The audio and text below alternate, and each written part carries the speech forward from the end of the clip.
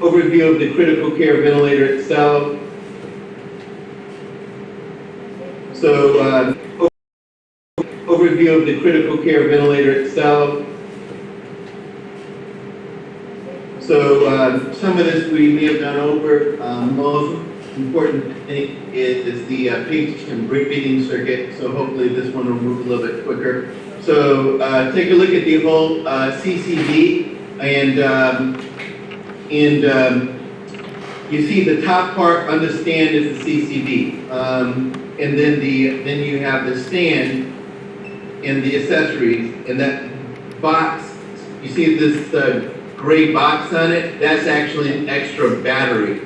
And the CCV itself has an internal battery.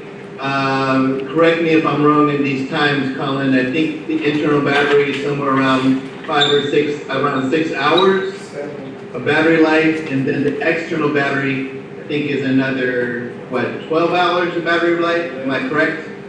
It's actually 7 and 14. 7 and 14. Okay.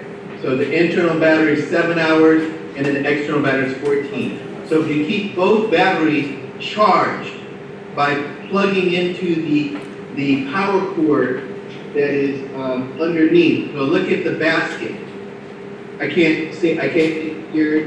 Your cameras, I'm looking at the ceiling of your room, so I can't see anybody in your room. Can you align the camera faster? Okay, so if you look at can you guys see the basket? Point to the basket of your CCV, and look under the basket. You see this cylinder. That's the reservoir tank that helps to accumulate oxygen when you're using either a flow meter or where you're using an oxygen concentrator. That's when you use this.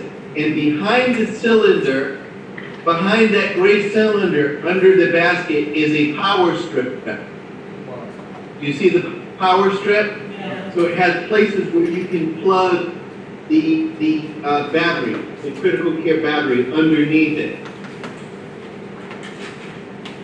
And so Howard sent you the video, and the video is going to go reinforce everything I'm saying. The video will reinforce.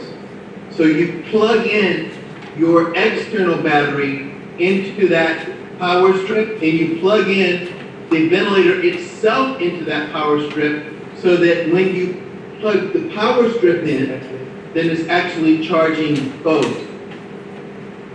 Because it cannot charge the external battery through the ventilator. It can't work like that. Some devices work like that, but this device doesn't. They have to charge separately, so they have to both plug in to the power strip underneath, and the power strip has to plug into the wall. Does everybody understand that? Yeah.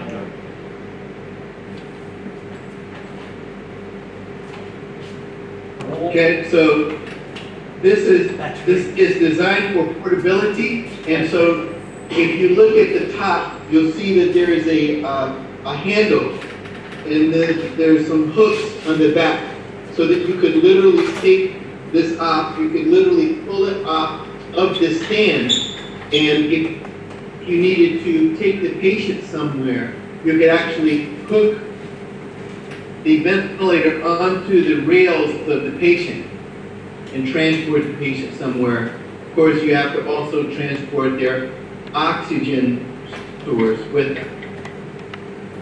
And we've already gone over the different panels on the front of it, so we're not going to go over that again right now. So we did that. We went over these. That is organized so that there's a section where there's ventilator settings that you set. There's another section where things that the ventilator measures or that it calculates. And then there's another section where you set the mode of ventilation, and another section where you set the alarm settings.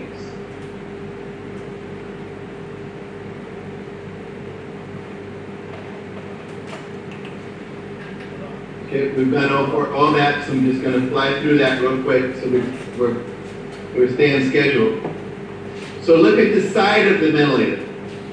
Dr. Breed or someone can turn your ventilator so you can, so the side where the